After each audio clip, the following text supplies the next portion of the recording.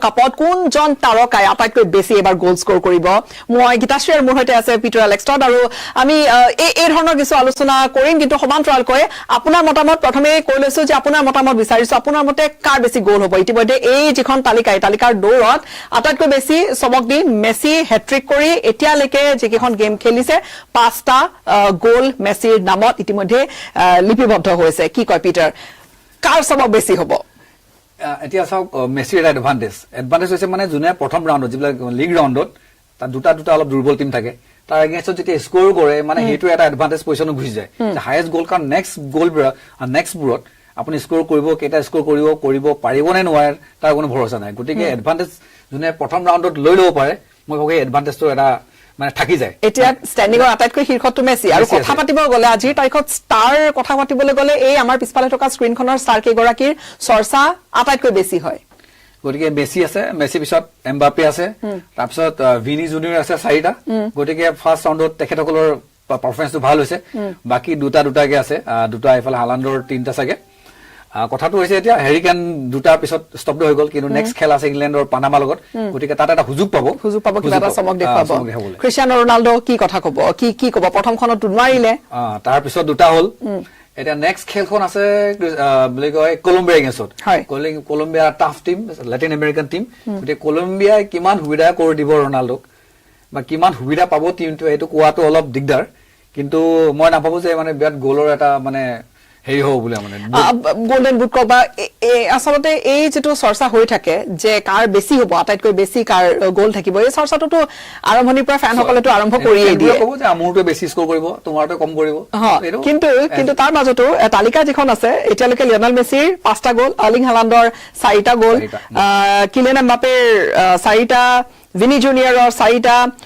জাৰ্মানীৰ ফালৰ পৰা উন্দাবৰ সেই যোৱা মেচখনত উন্দাবে 2টা গোল স্কোৰ কৰিছে আৰু তালিকাত আছে উন্দাব লগতে মৰক্কোৰ সাইবাৰি আছে জনাথন ডেভিড তেওঁ হেট্ৰিকো কৰিছে জনাথন ডেভিড কানাডাৰ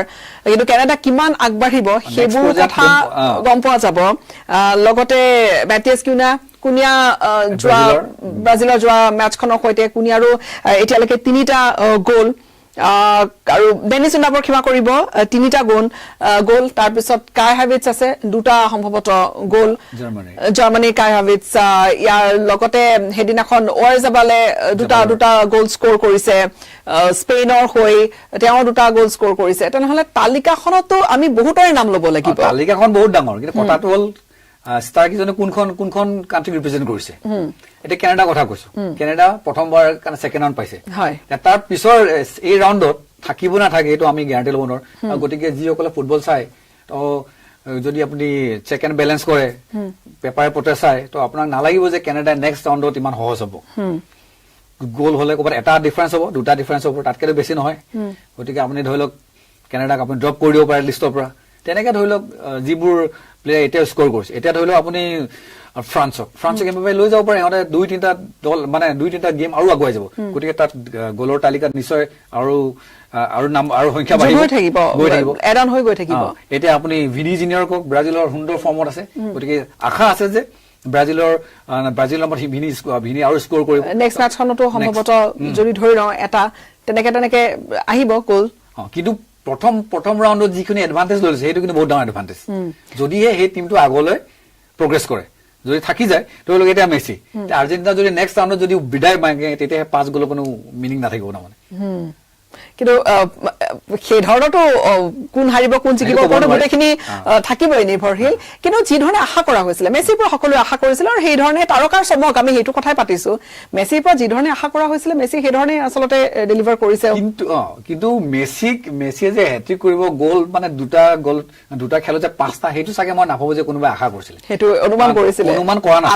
নাছিলে মই নাভাবো আন্দাজ কৰিছে আৰ্জেণ্টিনা খেলিব মেছিয়ে খেলিব কাৰণ মেছিৰ ওপৰত কোনো প্ৰেছাৰ নাই টিমটোৰ ওপৰত কোনো প্ৰেছাৰ নাই যোৱাবাৰ চেম্পিয়ন আৰু এনেকুৱা আপোনাৰ 2টা টিমৰ বাদে কোনেও মানে back to back world cup জিকা নাই গতিকে মেছি যিখিনি পাবলগীয়া আছে গোটেইখিনি পাইছে আৰ্জেণ্টিনাই পাইছে মইতো ৱৰ্ল্ড কাপ যোৱাবাৰ জিকিছে এইবাৰ নিজিকিলেও মানে ক'বলগীয়া একো নাই কিন্তু মেছি খেলছে মেছি কোনো প্ৰেছাৰ নাই টিমৰ কোনো প্ৰেছাৰ নাই গতিকে গোটেই মেছিৰ চাৰিওফালে ভালকে খেলিছে আৰু মেছি যিখিনি পাৰে হেল্প কৰিছে যদি হেল্প নকৰাহেঁতেন চাগে গ'ল নহ'লে আৰু এইটো প্ৰেছাৰ নাই কাৰণে মেছিয়ে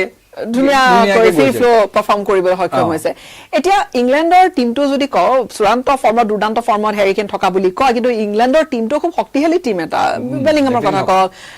যাৰ কথাই নকওঁ কিয় চাকাৰ কথা কওক নিকৰাইলি বাকী ৰাছফৰ্ড তেওঁলোকৰ খুব শক্তিশালী দল কিন্তু কিমান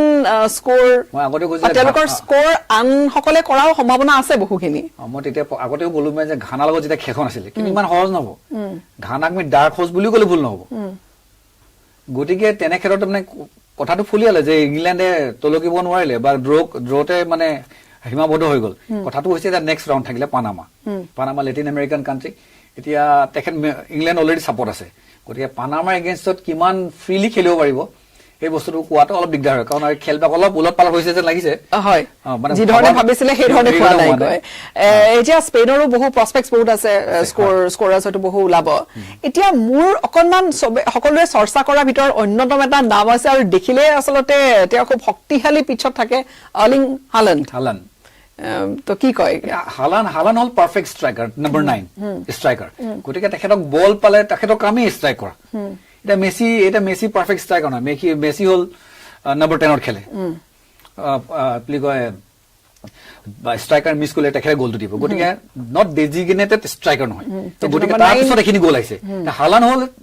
ডেডিকেটেড ষ্ট্ৰাইকাৰ তো হালাণ্ডৰ পৰা আমি গ'ল আশা কৰিবই লাগিব আৰু যদি নকৰে সেইটো ষ্ট্ৰাইকাৰৰ ফেইলিয়াৰ তেনেকে ধৰি লওক আপুনি এমবাপেও ডেডিকেটেড ষ্ট্ৰাইকাৰ নহয় কিন্তু এতিয়া খেলত চাওক কেতিয়াবা শিফ্ট হৈ যায় ডেডিকেটেড ষ্ট্ৰাইকাৰ বনাই দিয়ে নাম্বাৰ 11 গৈ নাম্বাৰ 9 আহি যাব 7 গৈ 9 আহি যাব আজিকালি বস্তুবিলাক টোটেল ফুটবলত কোনে কেতিয়া গ'ল দিয়ে এইবোৰ কোৱাটো অলপ দিগদাৰ হৈ যায় গতিকে এতিয়ালৈকে যিখিনি চাইছো যিসকলে ষ্ট্ৰাইক কৰে বা ষ্ট্ৰাইকাৰ ৰেকৰ্ড আছে তেখেতসকলৰ সুন্দৰ ফৰ্মত আছে গোটেইখিনি তেনেকে ভবা ধৰণে ধৰি লওক গ'ল কৰিছে তাৰমানে আমি এটা কথা ক'ব পাৰোঁ যিহেতু তিনিখন মেচেছ প্ৰায় হৈছে বাকী দুটামান দলৰহে হ'বলৈ বাকী আছে তেনেহ'লে এতিয়ালৈকে যিসকলে তিনিখন মেচৰ পৰা স্ক'ৰ কৰিলে তেওঁলোক দৌৰৰ এটা পৰ্যায় আগুৱাই থাকিব আৰু দলকেইটাও শক্তিশালী দল যিকেইটা ষ্টাৰৰ আমি কথা পাতি আছো শক্তিশালী তেওঁলোক আটাইকেইগৰাকী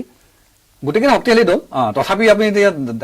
যেতিয়া 32 ৰাউণ্ড অফ 32 আহিব তেতিয়া আপুনি ক'ব নোৱাৰে কি হ'ব পাৰে এতিয়া চাওক আপুনি যদি ৰাউণ্ড অফ 32 চাই তেতিয়া কোনো উইক টিম নাপাব আজি চাওক আজি সাউথ কোৰিয়ান টিম আজি চাওক হাৰিবলগীয়া হৈছে সাউথ কোৰিয়াৰ এগেইনষ্টত তো এছিয়াৰ পাৱাৰ হাউচ কৈ দিবলৈ নোৱাৰি এতিয়া তালিকাখন আমি দৰ্শকক আমাৰ কৈ গৈ আছো আৰু তালিকাখন এনেকুৱা যে কাৰ হাতত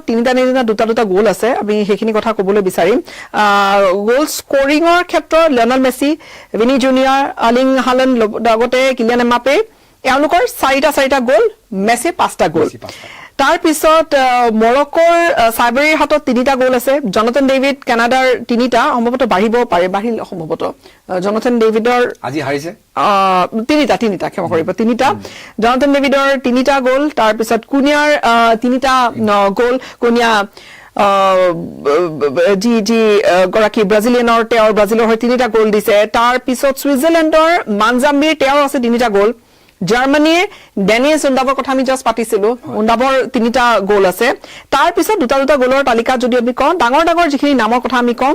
ইংলেণ্ডৰ হেৰি কেইন লগতে ক্ৰিষ্টিয়ানো ৰনাল্ডো তাৰ পিছত জাষ্ট নিউজিলেণ্ডৰ এলিজা জাষ্ট অৱশ্যে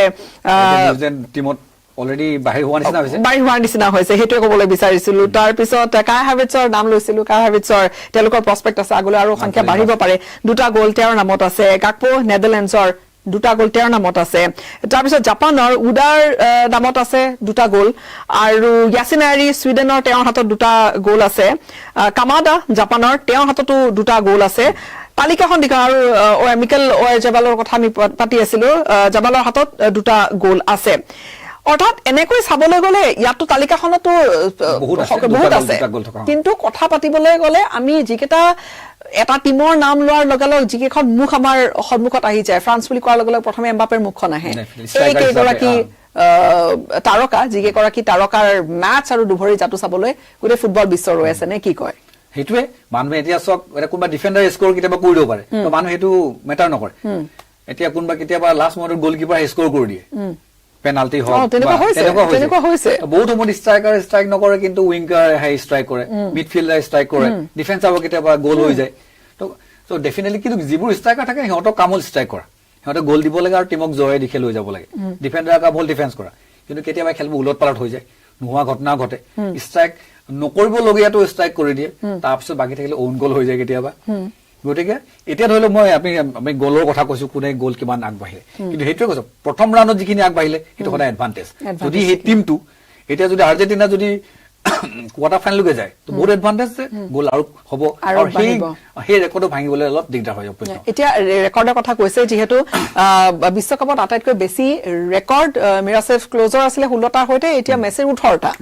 কিন্তু একেবাৰে লগতে থিয় দিছে সি কিলিয়ান এমবাপে। তেনেহলে এমবাপে সেই ৰেকৰ্ড ভাঙিবলৈ আছে, কিন্তু কি কয় এতিয়া এমবাপেক চাওক, আপুনি টিমটোত চাওক, এমবাপেৰ পাৰফৰমেন্স চাওক, আৰু সিহঁতৰ এইজত চাওক, এভাৰেজ এজ ফ্ৰান্সৰ 25, আৰ্জেণ্টিনাৰ 30 অলমষ্ট 29.5, কিন্তু আমি যদি সেই এডভান্টেজ চাওঁ তো ফ্ৰান্সৰ এডভান্টেজ এটা বহুত আছে, এমবাপেৰ নিজৰ এডভান্টেজ এটা আছে, এমবাপে ষ্ট্ৰাইকাৰ হিচাপে চবেই জানে বা বল যিকোনো মুহূৰ্তত এই অভিলেখ ভাঙিবলৈ আছে, কিন্তু ভাঙিবলৈ আছে। গতিকে ইয়াত এডভান্টেজ সদায় এমবাপে বহুতেই বেছি, কাৰণ মেছিৰ বয়সত আৰু এমবাপেৰ বয়সত বহুত পাৰ্থক্য আছে। গতিকে আৰু এমবাপে যোনটো ফৰ্মত আছে, আপুনি যদি হিচাপ কৰে আপুনি ভাব যে এমবাপে ছেমি ফাইনেললৈকে যাবলৈ সম্ভাৱনা আছে। গতিকে তেখেতৰ গ'ল মানে হোৱাটো মানে মেক্সিমাম গ'ল হোৱাটো চান্সেছ বহুত। তাৰপিছত আহিলে আপুনি হালাণ্ডৰ এতিয়া ধৰি লওক নৰৱে কি গোটেই টিম হিচাপে কিমান দূৰ আগুৱাই যায় সেইটো বহুত ডিপেণ্ড কৰিব। ইয়াত সদায় এডভান্টেজ থাকিব এমবাপেৰ থাকিব, এফালে ভিনি জুনিয়ৰ যদি যি খেল প্ৰদৰ্শন কৰিছে, আৰু ৰনাল্ডো এতিয়া চাওক বয়সৰ কথা ডেফিনেটলি কৈছে, সেইদিনা গ'ল হৈছে ভালে হৈছে বা হেট্ৰিকো হ'বলৈ আছিলে, কিন্তু নেক্সট খেলবোৰ যে ইমান ইজি হ'ব সেইটো কোৱাটো অলপ মুস্কিল হয়, কিয়নো উজবেকিস্তান বুলি কোৱাৰ লগে লগে কম্পেৰেটিভলি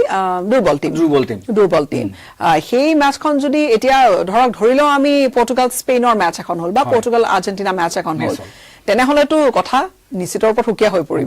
তাত এটা দুটা গ'লৰ পাৰ্থক্য, কোনে গ'ল কৰিব সেইটো আপুনি ক'ব নোৱাৰে, গ'লটো ক'ৰ পৰা আহিব পাৰে, যাৰ ভৰিৰে নেট কৰিব পাৰিব সেইটোৱে সকলোৰে চেষ্টা থাকিব। কথা নহয় ইয়াত টিমটো কেনেকে আহি পেলাই ক'ৰ পৰা গ'ল কৰিব। তেনেহলে আমি আজিলৈকে আলোচনা আমি এইখিনিতে আমি ৰাখিম, কিন্তু আমি জানো যে নেক্সট ৰাউণ্ডত অহাৰ লগালগ কথা বতৰাবোৰ সুকীয়া হ'ব, আৰু ৰাউণ্ড অফ 16লৈকে যোৱাৰ লগালগ সুকীয়া হ'ব, আৰু তাৰ পিছত আটাইতকৈ বেছি গ'লৰ সৈতে কোন আগত আছে দৌৰি, সেইখিনি কথা আমি লাহে লাহে আহিব। কিন্তু আমি আজি আলোচনা ইয়াতে সামৰিম, কিন্তু আমি আমাৰ দৰ্শকৰ কমেণ্ট বিচাৰিছো যে আমিতো নাম ললো কিছু, কিন্তু আপোনাৰ মতে এওঁলোকৰ ভিতৰত কাৰ বেছি গ'ল দিয়াৰ সম্ভাৱনা আছে, কাৰ বেছি গ'ল স্ক'ৰ কৰাৰ সম্ভাৱনা আছে, কমেণ্ট কৰিব। আৰু আমি কিছু খবৰ কিছু কথা আমি এই ধৰণে পাতি গৈ থাকিম। আজিলৈ বিদায় লৈছো, নমস্কাৰ।